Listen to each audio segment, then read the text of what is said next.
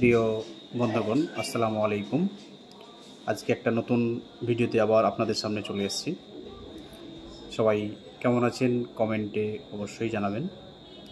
বন্ধুগণ, আমরা যে সেভিংস করে থাকি নিজের বা ফ্যামিলির কারোর জন্য বা ফ্যামিলির ভবিষ্যতের জন্য, কিন্তু সঠিক বা সিকিউর জায়গা বেছে নিতে পারি না বলে আমাদের নিজেদেরই ক্ষতি হয়। সঠিক জায়গা কোনটা, কোথায় সেভিংস করলে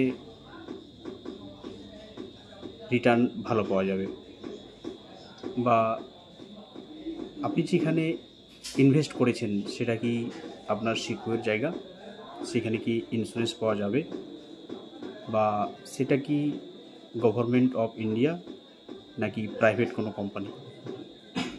এসব নিয়েই আবার আসবো পরবর্তী ভিডিওতে।